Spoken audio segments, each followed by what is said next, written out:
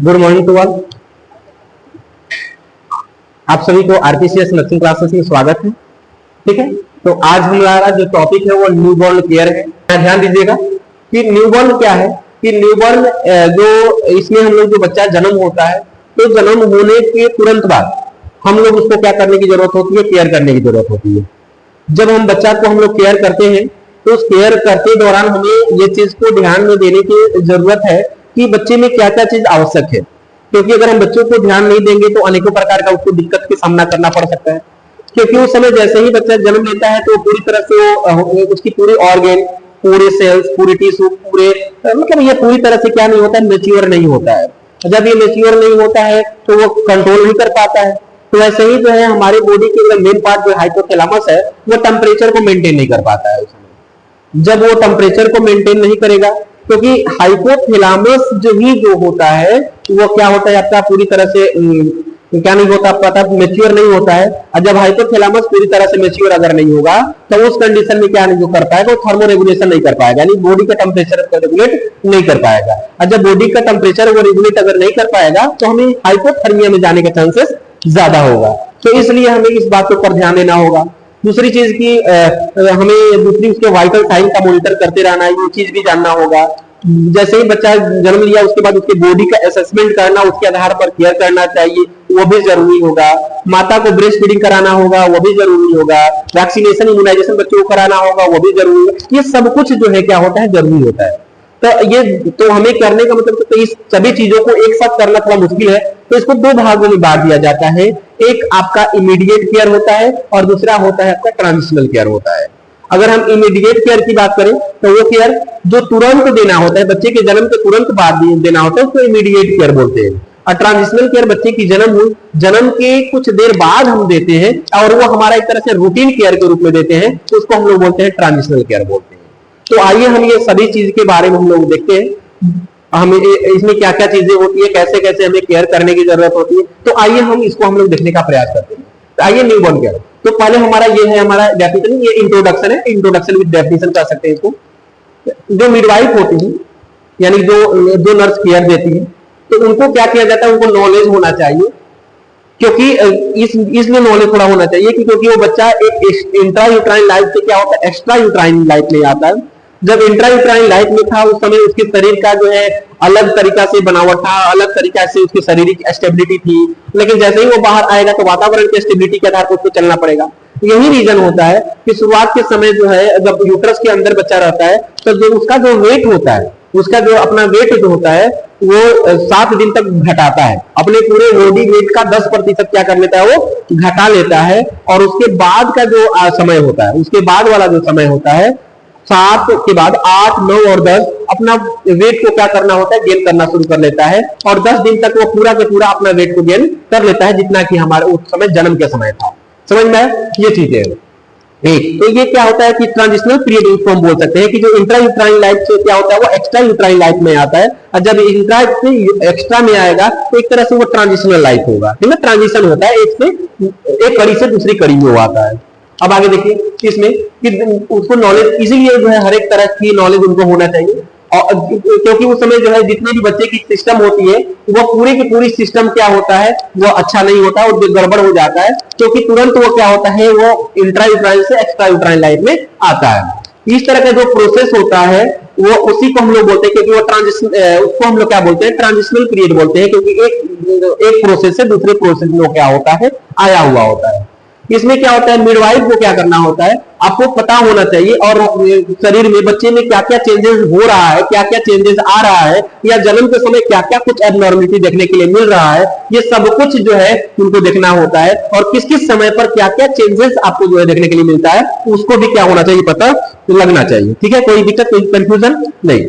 आगे देखिए अगला, अगर हम एक सिंपल रूप में हम बात करें कि न्यूबॉर्न केयर का अगर हम डेफिनेशन की तौर की बात करें तो न्यूबॉर्न केयर एक ऐसा केयर होता है जो कि बच्चे के जन्म के तुरंत बाद दिया जाता है। और जब बच्चे के जन्म के तुरंत बाद देंगे जिससे कि बच्चा अपने शरीर को क्या कर ले, स्टेबलाइज कर ले, स्टेबिलिटी को प्राप्त कर ले और उसको किसी भी प्रकार का इंफेक्शन और कोई डिजीज और कोई डिफॉर्मिटी देखने के लिए न मिल पाए, अगर उसका पूरी तरह से केयर करना ही क्या कहलाता है, न्यूबॉर्न केयर कहलाता है। ठीक है, जनरली हम 24 घंटे के अंदर ये सारी चीजों को ज्यादा हम लोग ध्यान देते हैं। पहला हमारा होता है, हमने बात करें तो ये जो न्यू बॉर्न केयर में हमें न्यू बॉर्न रजिस्ट्रेशन जब पढ़ते हैं तो उसमें हमारे पास तीन चीज की ध्यान देते हैं। तो जैसे हम लोग पढ़ते थे सीए भी पढ़ते थे एडल्ट में, लेकिन यहाँ पर TABC पढ़ते हैं।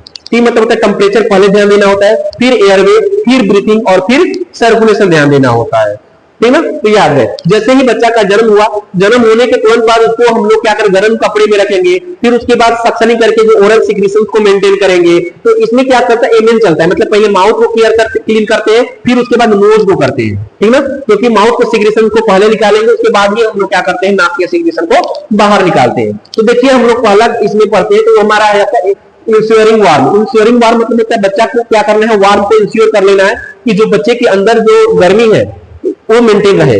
जिससे नहीं होगा तो अगर बच्चा हाइपोथर्मिया में जाकर के वो साइलेंट किलर के तौर पर क्या हो सकती है, उसकी मृत्यु हो सकती है। इस बात को हमें क्या करना है, ध्यान रखना है, ठीक ना। क्योंकि प्री टर्म बेबी और ये क्या बोलते हैं हाइपोथर्मिया मेन प्रोटोकॉल होता है बच्चे की मरने का, बाद में तो आपको निमोनिया सब होता है मरने का रीजन।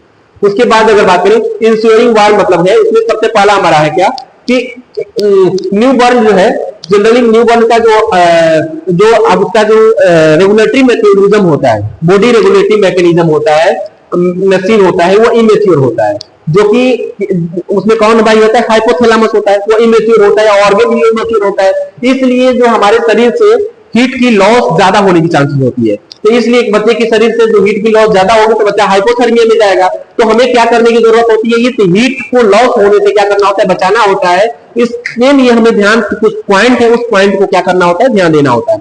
उसमें जो है जब डिलीवरी रूम को क्या होना चाहिए, गर्म होना चाहिए और उसकी टेम्परेचर 25 से 28 डिग्री सेल्सियस तक होना चाहिए, नियर अबाउट 27 डिग्री सेल्सियस होना चाहिए।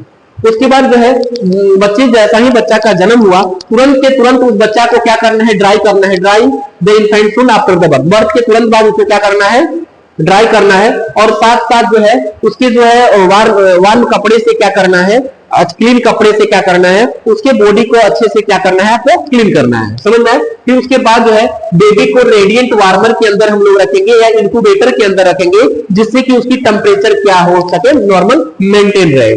देखिए इंक्यूबेटर ये सबको टेम्परेचर जो है वो जो है 36.5 से लेकर के 37.5 डिग्री सेल्सियस हम उसमें क्या करते हैं, फिक्स करते हैं, क्योंकि वो नॉर्मल बच्चे की क्या होती है, टेम्परेचर होती है।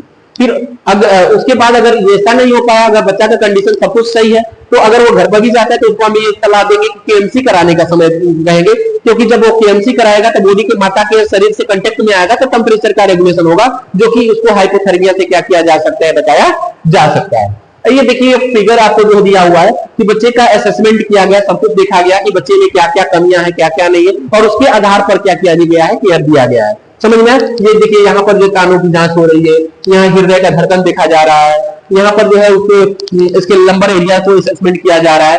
ये सब कुछ जो है अगर ये किसी प्रकार का दिक्कत आती है तो इसके आधार पर भी क्या किया जाता है, केयर दिया जाता है। आगे देखिएगा, आगे है उसके बाद जो है वार्म इंश्योर करने के बाद उसके क्या करना होता है कि उसके शारीरिक असेसमेंट किया जाता है, जैसे कि अभी फिगर में चल रहा था। उसके बाद जो दिक्कत अगर देखने के लिए मिलती है उसको तुरंत के तुरंत हमें क्या करना होता है, उसको रिकॉर्ड कर देना होता है, समझ में आया। तो इसमें जो है जनरली जो है उसके लिए हमारे पास एक अपगार स्कोरिंग होता है कि तुरंत के तुरंत हम लोग बच्चे के जन्म के 1 मिनट बाद और 5 मिनट बाद हम लोग क्या करते हैं, उसको एसेस करते हैं, जिसकी मैक्सिमम स्कोरिंग 10 होता है और जिसकी मिनिमम स्कोरिंग 0 होता है, जिसमें कि आपको माइल्ड, मॉडरेट और सीवियर आपको जो है देखने के लिए मिलता है, अलग अलग कैटेगरी जो है आपको देखने के लिए मिलता है। जो कि उसके बाद अगर हम बात करें तो बच्चे की जो कि वर्जीनिया अपगार ने इसको दिया था, तो कहने का मतलब क्या है, तो ये अपगारिंग स्कोर करते हैं जिसमें हम लोग जो है 5 पैरामीटर को देखते हैं, जिसमें अपीयरेंस देखते हैं, जिसमें पल्स रेट देखते हैं, फिर उसके बाद ग्रेमिनेंस देखते हैं, उसके बाद एक्टिविटी देखते हैं और उसके बाद जो है रिस्पिरेटरी एफर्ट देखते हैं, रिस्पिरेटरी रेट नहीं देखते हैं, रेगुलर है कि इरेगुलर है वो देखते हैं। फिर उसके बाद बात करें तो इसमें जो है ये हमने बात किया, और इसके साथ साथ जी उसके केयर के आधार पर हम लोग क्या करते हैं कि उसके अंदर कोई कंजेनाइटल एनोमलीज तो नहीं है, कोई कंजेनाइटल दिक्कत तो नहीं है, उसको भी क्या करते हैं, उसको भी देखने के लिए ये सब हम लोग क्या करते हैं, हेल्प करते हैं कि अगर कोई कंजेनाइटल एनोमली दिख जाए उसके आधार पर क्या किया जाएगा, केयर किया जाएगा। ध्यान दीजिए कि फर्स्ट 5 मिनट जन्म के बाद और जो है तुरंत के तुरंत जो है या 1 मिनट बाद हम तुरंत के तुरंत हम क्या करते हैं, बच्चे में किसी प्रकार का एबनॉर्मलिटीज तो नहीं है, इसको भी हम लोग क्या करते हैं देखते हैं, और उसमें किसी प्रकार का फंक्शनल गड़बड़ तो नहीं है, उसको भी हम लोग क्या कर सकते हैं, देखते हैं। उसके बाद केयर ऑफ द आई, आंखों का केयर हम लोग करते हैं। आंखों का केयर कैसे करते हैं कि बच्चे की जन्म के तुरंत बाद बच्चे की आंखों की केयर करना होता है, क्योंकि जो है बच्चा जो है वेजाइना को होता है, तो वेजाइनल सिक्रेशंस लगे हो सकते हैं, उसकी नाकों में लग सकते हैं, उसकी आंखों में लग सकते हैं, तो इंफेक्शन होने की चांसेस ज्यादा है। तो इसलिए हमें क्या करना है, उसकी आंखों को अच्छे से केयर करना है। और केयर कैसे करेंगे, जेंटली, एकदम रगड़ना नहीं है, जेंटली आपको जो है एक स्टाइल कॉटन ले लेंगे और उसको जो है स्टाइल वाटर में हम लोग क्या कर लेंगे, डुबो देंगे, और उसके बाद हम उसको जेंटली धीरे धीरे केयर करेंगे। कैसे करेंगे, इनर कैंथस से करेंगे, क्या चीज, आउटर कैंथस की केयर करेंगे, और एक स्वेप करने के बाद उसको डिस्कार्ड कर देना होगा, फिर वैसे ही दूसरे आंखों में करेंगे, फिर डिस्कार्ड कर देना होगा। समझ में आया? तो कहने का मतलब कि आई केयर जो है हम लोग करेंगे, और उसके बाद जो है ये केयर जो होता है इनर कैंथस से लेकर के आउटर कैंथस की ओर हम लोग स्टाइल स्वेप के रूप में हम लोग को लेकर के हम इसको करेंगे, जिससे कि इंफेक्शन से उसको क्या किया जा सके, बचाया जा सके। ठीक है, अब देखिए यहाँ पर केयर किया जा रहा है, यहाँ पर केयर बाहर से क्यों नहीं किया गया, ये तो देख रहे हैं यहाँ पर अंदर से बाहर केयर किया जा रहा है, क्योंकि जितना भी आपका अंदर वाला कचरा हो बाहर आ जाए, क्योंकि आप बाहर से करेंगे तो पूरा बाहर का कचरा अंदर आ जाएगा, तो इन्फेक्शन होने की चांसेस हो जाएगा। ठीक है, तो इस बात को ध्यान में, इसलिए हमारा जो कहां से करना है, अंदर से बाहर की ओर क्या करना है, उसको केयर करना है। आगे देखिएगा, अगला है आपको care of the cord, cord का केयर करना है, क्योंकि बच्चा जैसे ही जन्म हुआ तो बच्चे के जन्म के तुरंत बाद हमें कॉर्ड को केयर करने की जरूरत होती है, और तुरंत काटा नहीं जाता है, पहले तो उसको जो है कुछ समय के लिए छोड़ते हैं, ब्लड का सर्कुलेशन हो जाए, किसके किसके बीच, माता और बच्चे के बीच, फिर उसके बाद क्लेम्प करते हैं, और क्लेम्प करने के बाद फिर भी हम थोड़ा सा वेट करते हैं, जब तक वेट करते हैं जब तक कि पल्सेशन होना बंद ना हो जाए, क्योंकि अम्बिलिकल कॉर्ड में हम लोग देखे हैं कि 2 आर्टरी और 1 वेन होता है ना, 2 आर्टरी और 1 वेन होता है, लेकिन वही गेस्टेशनल पीरियड में रहता है, बच्चा माता के यूट्रस के अंदर रहता है, तो 4 महीना से पहले वो क्या होता है, 2 आर्टरी और 2 वेन होता है, लेकिन बाद में जो है एक जो आपका जो है राइट वाला जो वेन होता है वो क्या हो जाता है, खत्म हो जाता है, लेफ्ट वाला वेन ही क्या होता है, बचा होता है। तो ध्यान रखें कि इस समय हम लोग देखना होगा कि कहीं वहां स्वेलिंग तो नहीं है अम्बिलिकल कॉर्ड में, कहीं ब्लीडिंग तो नहीं हो रहा है, कहीं डिस्चार्ज तो नहीं हो रहा है, कहीं रेडनेस तो नहीं है, ये सबको हम लोग को क्या करना है, उसको देखना है। ठीक है, ये अगर हमको क्लेम करना है तो एक 2.5 सेंटीमीटर पर क्लेम करते हैं, और उसके बाद फिर 5 सेंटीमीटर पर क्लेम करते हैं, और दोनों के बीच में मतलब कि जहां आपने किया उसके लिए नियर अबाउट 3.5 जो है सेंटीमीटर के आसपास आएगा, 2.5 सेंटीमीटर और 5 सेंटीमीटर, तो बीच में जो है 3.5 सेंटीमीटर के आसपास आता है, वहां पर हम उसको क्या करते हैं, कट कर देते हैं। लेकिन याद रहे, डू नॉट कट इमीडिएटली, तुरंत कट नहीं करना है, थोड़ा सा वेट करना है, उसके बाद ही आपको कट करना है। ध्यान दीजिए, यही चीज लिखा हुआ है कि the code care should be done gently and careful, आराम से करना है, और क्लेम्प को हम लोग को क्या करना है, अच्छे से लगा देना है, और अम्बिलिकल कोड को क्या करना है, ब्लीडिंग से रिलेटेड देखना है, इन्फ्लामेशन सूजन से रिलेटेड देखना है, रेडनेस से रिलेटेड देखना है, डिस्चार्ज से रिलेटेड देखना है, कहीं हो तो नहीं रहा है। तो उसके बाद अम्बिलिकल कोड को हम लोग कट करेंगे 2.5 सेंटीमीटर पर, कहा फीटस के साइड से, और फिर 2.5 सेंटीमीटर के बाद फिर 5 सेंटीमीटर और आगे लेंगे, और उसके बाद जो बीच में जो बचता है नियर अबाउट 3.5 सेंटीमीटर के आसपास बचेगा दोनों के बीच में, तो वहां पर हम इसको क्या करेंगे, कट करेंगे, नॉट इमीडिएटली नहीं, थोड़ा वेट करके काटेंगे। After clamping the both the code, clamp करने के बाद हमने क्या करेंगे, कोड को क्या करना है, क्लैंप कट करना होता है अम्बिलिकल कोड कटर के माध्यम से, और उसके बाद हमें क्या करना होता है, और याद है उसके बाद जो है, उसके बाद जैसे ही वहां पर आपने काटेंगे तो जो फीटस साइड में जो स्टंप बचा होता है, जो बचा हुआ पोर्शन होता है ना काटने के बाद, उसको स्टंप बोलते हैं। तो स्टंप होता है, उसको हम लोग क्या कर सकते हैं, उसको फिर हम क्लैंप कर देते हैं कि एक्सेसिव ब्लीडिंग बाहर न जाए। उसके बाद क्लैंपिंग करने के बाद ये करते हैं। लेकिन याद रहे कि after the birth of the baby should not cut immediate, और हम लाइक कोड को तुरंत कट नहीं कर देना होता है, थोड़ा सा के लिए हमको वेट करना होता है, जिससे कि ब्लड जो है पूरी तरह से माता का ब्लड बच्चे तक जा सके। समझ में आया? अगला देखिएगा। उसके बाद अगर बात करें केयर ऑफ द स्किन की बात करते हैं। केयर ऑफ द स्किन में क्या करते हैं कि जैसे ही बच्चे की जन्म हुई तो जन्म के बाद उसके शरीर के ऊपर एक चीजी लाइक अपीयरेंस होता है। चीजी लाइक अपीयरेंस मतलब कि उसके ऊपर जो पनीर लाइक एक लेयर होता है, वो जनरली प्रोटेक्शन के लिए होता है। भगवान ने उनको, गॉड ने उनको प्रोटेक्शन के लिए भेजे हैं। जब प्रोटेक्शन के लिए उसको बना करके भेजे हैं तो क्या करता है, टेम्परेचर को रेगुलेट करता है, और जब टेम्परेचर के लिए रेगुलेट करता है तो हीट शरीर से बाहर ना हो, इसलिए भगवान ने कुछ समय के लिए उनको भेजे। लेकिन गाँव में ये गलत चीजें हैं, गलत फहमियां हैं, तो उसको लोग जो है तेल लगा करके कुछ करके उसको छुड़ा देते। छुड़ाना नहीं चाहिए, अगर छुड़ाते हैं तो बच्चा जो है हाइपोथर्मिया में जाकर के उसकी क्या हो सकती है, मृत्यु हो सकती है। वो इन्फेक्शन से भी बचाव करने का काम करना है। तो उसका नाम होता है वर्नियस कैसियोसा नाम होता है। कहने का मतलब क्या, as the skin of the newborn is very delicate, बहुत नरम होता है, कोमल होता है, तो that skin care should be done in a proper and gentle manner. तो इसलिए स्किन का केयर है वो जेंटल और आराम से अच्छे से करना चाहिए। द प्रोटेक्टिव लेयर जो होता है स्किन में, उसका नाम होता है वर्नियस कैसियोसा होता है। उसको वाइट अप नहीं करना होता है, बिकॉज ये प्रोटेक्ट करता है लेयर किसे, बच्चे की, चाइल्ड बेबी को, फ्रॉम हाइपोथर्मिया से बचाव करता है, और साथ ही साथ जो है क्या होता है, इन्फेक्शन से बचाव करता है। उसके बाद द एरिया, जो हमारे एरिया में फोल्डेड एरिया है, जैसे ग्रोइंग एरिया है, एक्सियल एरिया है, ठीक ना, जो नेक का एरिया है, जो कान के पीछे का एरिया है, जो एरिया है ना, उस एरिया को जहां पे फोल्डेड एरिया है वहां पे इन्फेक्शन होने की चांसेस ज्यादा हो सकती है। उस चीजों को हमें अच्छे से क्या करना है, अटेंशन देकर के उसको क्या करना है, अच्छे से क्लीन करना है। तो उसके बाद पहले जो है बेबी को पहली बार जो है first baby bath should be given 48 से 72 घंटे के बाद में, जन्म के 48 से 72 घंटे के बाद, मिनिमम 48 घंटे मैक्सिमम 72 घंटे के बाद हमें क्या करनी होती है, बेबी बाथ दे देनी होती है, उसको क्या कर देनी होती है, नहला देना होता है। तो उसके बाद देखिएगा, उसके बाद अगला है आपका, देखिए कि जो है उसके जो है छोटा सा पतला से जो टिश्यू पेपर आता है उसके माध्यम से ये चीजें कर सकते हैं। उसमें ऑलरेडी जो है लगा होता है, तो क्लीन करने के लिए उसको कभी तेजी से धक्के रगड़ना नहीं है, आराम से धीरे धीरे धीरे धीरे उसको क्या करना है, बेबी को क्लीन करना है। इस बात पर आप ध्यान दिया, और साथ में डायपर में होना चाहिए, क्योंकि तो कभी भी बिना डायपर को हम लोग नहीं करेंगे, याद रहे, ठीक ना। आगे देखिएगा, अगला है आपका कि हमें विटामिन के लगाना है। विटामिन के मतलब क्या है, बच्चा जैसे ही जन्म होता है तो उसके अंदर जो है इंटेस्टाइन पूरी तरह से क्या होती है, स्ट्राइल होता है। और जब इंटेस्टाइन पूरी तरह से स्ट्राइल होगा तो उस कंडीशन में आपको जो है क्या देखने के लिए मिलता है कि वहां पर 2, 7,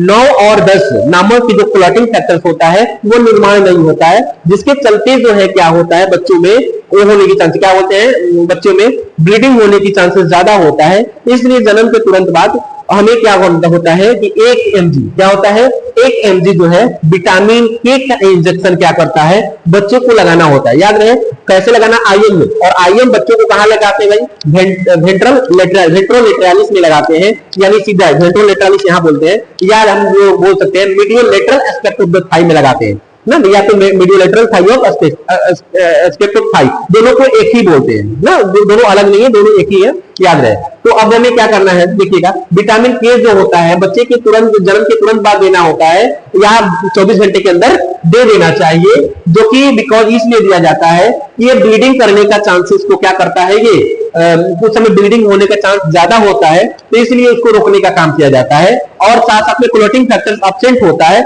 इसलिए इसको हम लोग क्या कर देना होता है, दे देना होता है। और कौन कौन सा, 2, 7, 9 और 10। उसके बाद जो है 1 mg विटामिन के जो है आईएम रूप से वेंट्रोलेटरालिस या मीडियोलेटरल एस्पेक्ट ऑफ थाई में हमें क्या कर देना होता है, लगा देना होता है। उसके बाद identification of the baby, baby का आइडेंटिफाई किया करना होता है कि बच्चा का नाम क्या है, बच्चा का उम्र क्या है ना, बच्चा का ये सब क्या होता है, उसको आपको आइडेंटिफाई करना होता है, जिससे पता चल पाए कि कौन सा बच्चा किनका है। क्योंकि कहीं कहीं जब एक जगह पर बहुत ज्यादा डिलीवरियां हो रही है तो वहां बच्चों को मिक्सअप होने की चांसेस ज्यादा होता है, और जब मिक्सअप होने की चांसेस ज्यादा होगा तो उस समय थोड़ा दिक्कत आ जाएगा। इसलिए आइडेंटिफिकेशन बैंड उसके रिस्ट पर, उसके जो है कलाई पर क्या किया जाता है, बांध दिया जाता है, और उसमें जो है क्या क्या लिखा होता है, उसमें उनका माता का नाम होगा, क्योंकि उस समय तो बच्चा का तो नाम हुआ होगा नहीं, तो लिखा होता है बेबी ऑफ करके लिखा होता है, माता का नाम रहेगा बेबी ऑफ, जैसे नाम अपना लिख दे रहेगा। उसके बाद एज होता है, कोई रोग है तो डायग्नोसिस होगा, सेक्स होता है, ये सब कुछ जो लिखा हुआ रहता है। और साथ साथ में जैसे ही बच्चा का जन्म हुआ तो उसके इंप्रेशन के तौर पर एक कागज पर क्या किया जाता है, जो एक एविडेंस वाला कागज होता है, लीगल कागज होता है, उस पर क्या किया जाता है, उनके पैर का क्या किया जाता है, निशाना लिया जाता है, इंप्रेशन लिया जाता है, जिससे ये पता चलता है कि हाँ भाई, हाँ ये बेबी जो है, बेबी का इंप्रेशन जो है पता चल जाता है। इसी के आधार पर बेबी को सेग्रीगेट होने पर उसको जो है क्या किया जाता है, बच्चे को सेपरेट इसके माध्यम से अलग दूसरे बेबी से कर सकते हैं। और दूसरी चीज याद ध्यान रखें, बच्चों को कोई दिक्कत तो नहीं है, कम्युनिकेबल डिजीज से रिलेटेड दिक्कत तो नहीं है, और माता को कोई कम्युनिकेबल डिजीज के रिलेटेड दिक्कत तो नहीं है, अभी सबको क्या किया जाता है, पता लगा लिया जाता है। अब आइडेंटिफिकेशन बैंड को क्या किया जाता है, प्लेस किया जाता है बेबी के रिस्ट पर। Which is mainly specify the mother name, जो कि माता का नाम होता है, डेट होता है, टाइम ऑफ बर्थ होता है, रजिस्ट्रेशन नंबर और सेक्स उस पर क्या होता है, लिखा होता है। The first impression is also taken, पहला इंप्रेशन बच्चे का लिया जाता है, आइडेंटिफिकेशन बच्चे का लिया जाता है। उसके बाद अगला देखिएगा, अगला है आपका, उसके बाद जो transfer of the baby, baby को क्या करना होता है, ट्रांसफर करना होता है। और कहां ट्रांसफर करना होता है, जैसे बच्चा का जन्म हुआ तो माता और बेबी दोनों को ट्रांसफर करना होता है। जैसे बच्चा का जन्म हुआ तो जन्म होने के बाद सब कुछ अगर स्टेबल है तो तुरंत अगर बच्चा, माता को क्या करेंगे, पोस्ट नेटल वार्ड में भेज देंगे। पता है ना, एंटीनेटल वार्ड जो है बच्चे के जरिया कंसीव हुआ वहां से लेकर के बच्चे की डिलीवरी से बीच की समय होती है उसको एंटीनेटल बोलते हैं।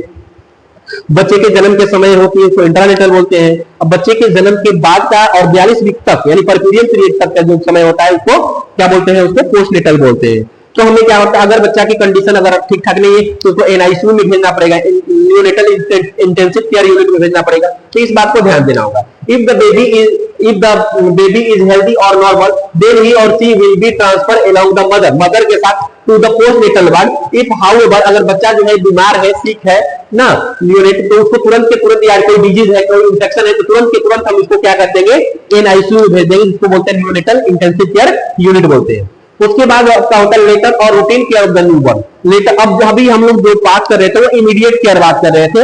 इमीडिएट केयर मतलब क्या है कि वो तुरंत के तुरंत और बच्चे के जन्म के बाद, और इसेंशियल केयर बोल सकते, तुरंत वो देना ही देना है पैसे भी करके। अब उसके बाद हम रूटीन केयर के रूप में, डेली के रूप में हम जो यूज करते हैं उसको बोलते हैं लेटर और routine care of the newborn बोलते हैं। अगर बात करें कि इस तरह का जो है रूटीन केयर इसको हम लोग बोलते हैं, जो कि बच्चे के और मदर के जो पोस्टनेटल वार्ड में शिफ्ट होने के बाद हम ये करते हैं। समझ में आया? तो उसके बाद जो है some of the care which are given, कुछ जो केयर है जो कि दिया जाता है किसको, बच्चे और माता को जस्ट डिलीवरी के बाद, वो आपको जो है कुछ दिया हुआ है, उसके बारे में हम लोग क्या करेंगे ना, डिस्कस करेंगे।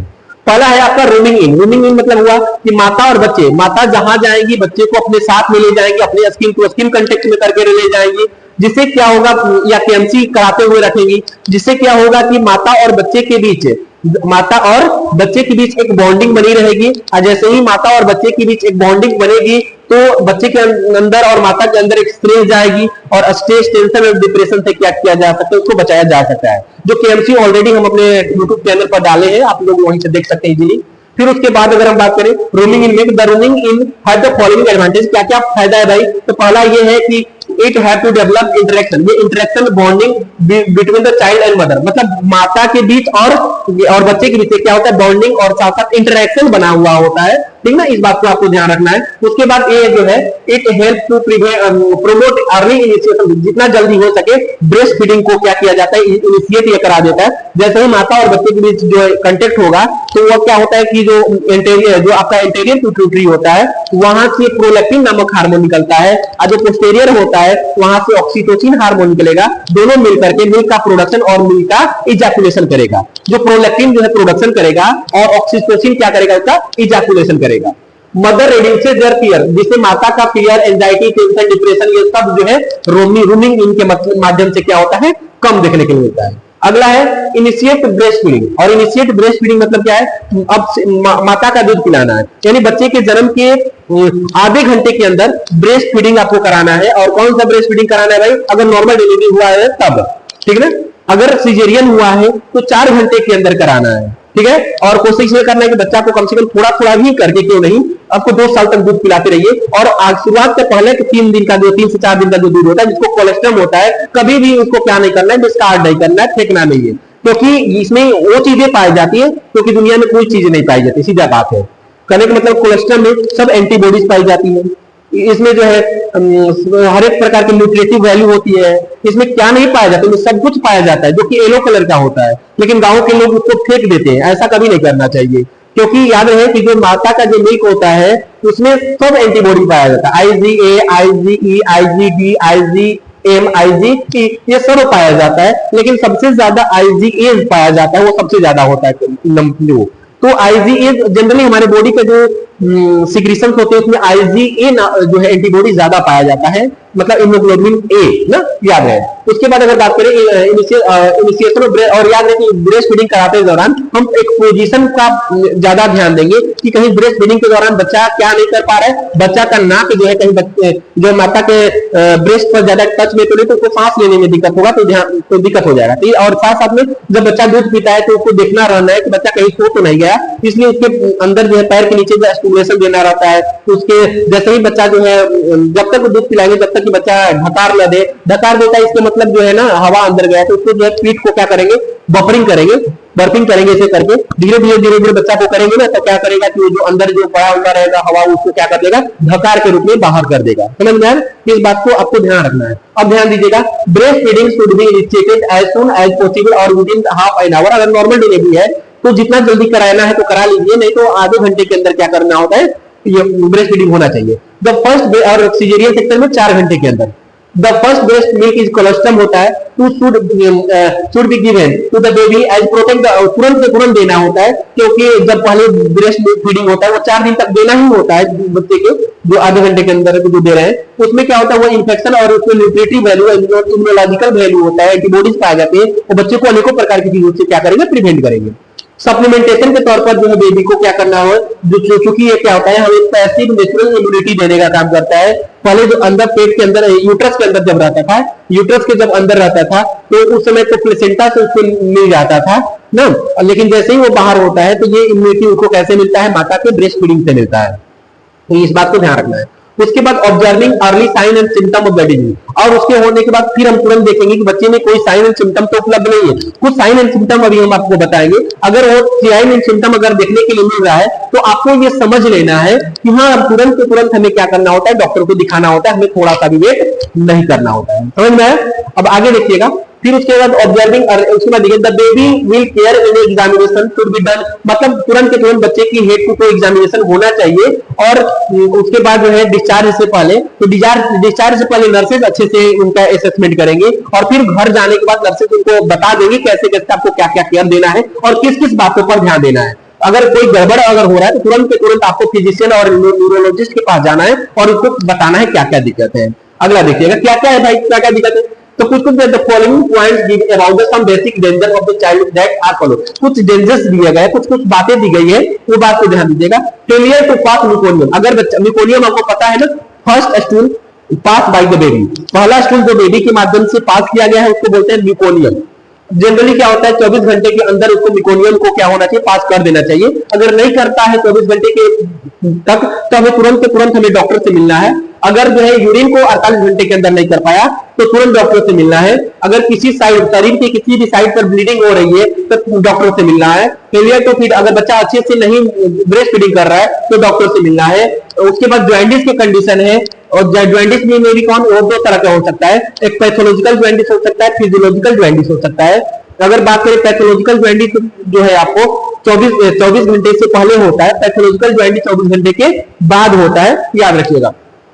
तो इसलिए ज्वाइंटिस में तो ज्यादा तक माता का ब्रेस्ट फीडिंग ही कराने के लिए हम लोग कोशिश करते हैं। इसके अलावा आपको hypothermia, diarrhoea, vomiting, dehydration, umbilical cord में इंफेक्शन हो गया हो, कंजक्टिवाइटिस जो है, कंजक्टिवा एक पतला सा जो लेयर होता है उसमें कोई इन्फ्लामेशन लाल हो जाता हो, तो जनरली ये जो जिस माता को एसटीडी की प्रॉब्लम होती है ना, सेक्सुअल ट्रांसमिटेड क्लैमिडिया हो गया ना, तो ट्रोकोमेना क्लैमिडिया हो गया, या किसी तरह का जो है आपको बैक्टीरियल इन्फेक्शन आपको जो है देखने के लिए मिलता है, तो उसमें होने के चांसेस ज्यादा देखने के लिए मिलता है। इस कंडीशन में या कोई कॉम्प्लिकेशन है तो वो सब डेंजर साइन आपको जो है बताने का काम करता है। अब हमें क्या करना है, prevention of the infection, infection से हमें क्या करना है, प्रिवेंट करना है। कैसे करेंगे भाई, तो कुछ पॉइंट है, the following things are kept in mind, अपने ध्यान में रखना है कि जो इन्फेक्शन से क्या किया जा सकता है, बताया जा सकता है। तो अगला देखिएगा, सबसे पहला तो रिस्ट्रिक्ट विजिटर, ऐसा नहीं कि कोई आता है, कोई आकर के बच्चा को खिलाने के लिए वो करना शुरू कर देता है बिना नहाए धोले, ऐसे ही आता है सब करना ना, उसके साथ खिलाना शुरू करा, ऐसा नहीं होना चाहिए। तो विजिटर्स जो लोग आ रहे हैं उसको रिस्ट्रिक्ट करना चाहिए, नहीं आने देना चाहिए।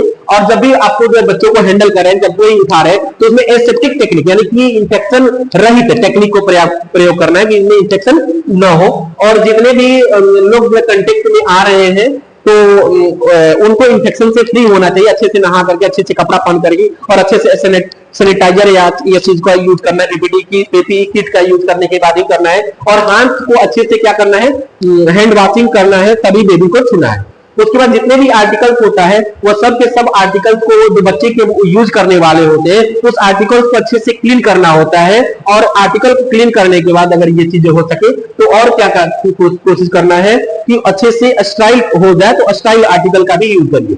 उसके बाद अगर हम बात करते हैं care of bladder and bowel, अगर हम बात करें अब ब्लेडर और बाउल का केयर कैसे करता है कि if the baby fail to pass meconium, अगर निकोलियम नहीं पास कर गया है तो तुरंत, या यूरिन नहीं पास कर गया है तो तुरंत के तुरंत फिजिशियन से आपको क्या करना है, मिलना है। और आपको पता है कि उसके बाद डायपर को अच्छे से क्या करना है, चेंज करना है। जो डायपर होता है कि डायपर में याद रहे कि जो डायपर होता है उसके अंदर कभी कभी डायपर रेस होने का चांसेस होता है, तो इसलिए समय समय पर डायपर को चेंज करते रहना है। अगर थोड़ा सा भी डायपर अगर क्या हो जा रहा है, भीग जा रहा है, तो तुरंत उसको चेंज करना होता है। जो है भीगा हुआ डायपर का यूज नहीं करना है, क्योंकि अगर आप जो है डायपर का भीगा हुआ यूज करते हैं तो प्रेशर सोर या वहां पर जो है बैक्टीरियल इंफेक्शन होने के चांसेस बढ़ सकता है। अगर बात करें कि अगर बच्चा को अगर पता करना हो कि कितना उन्होंने पानी पिया, खाया, कितना निकाला, तो इसके जानने के लिए क्या करते हैं कि पहले हम लोग डायपर का वेट करते हैं, उसके बाद जो है डायपर बच्चा का पेशाब और लाइटिंग करने के बाद फिर उसका वेट करते हैं, और जब पता चल तो उसके आधार पर हम लोग पता कर लेते हैं कि बच्चा कितना पिया था और कितना निकाला,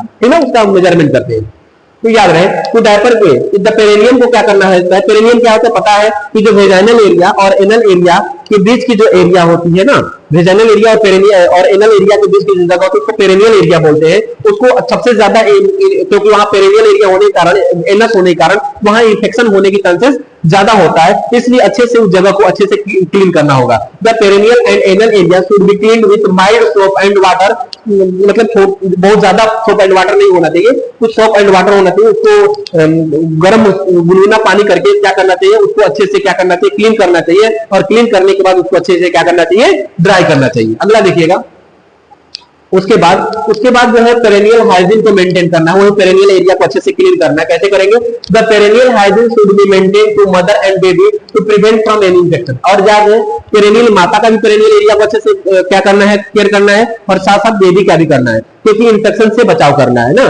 इसके the baby bath should be done with soap and water, और बच्चे को क्या करना है, नहलाना है। कैसे नहलाना है, पानी और साबुन से, और याद रहे कि जो पानी होगा थोड़ा सा गुनगुना होना चाहिए, मतलब किल्ली को वार्म होना चाहिए, और स्किन फोल्ड ऑफ जो एरिया होता है उसको अच्छे से क्या करेंगे, ध्यान देंगे और अच्छे से क्लीन करेंगे। और जो आई का केयर अच्छे से करना होता है, स्टाइल वाटर से, और अम्लाइकल स्टैम्प जो है ना उसका भी अच्छे से क्या करना होता है, क्लीन करना है। ऐसे अम्लाइकल कोड स्टैम्प जो होता है वो 7 दिन के बाद 8 दिन के बाद वो अपने से क्या हो जाता है, वो अपनी जगह से हट जाता है।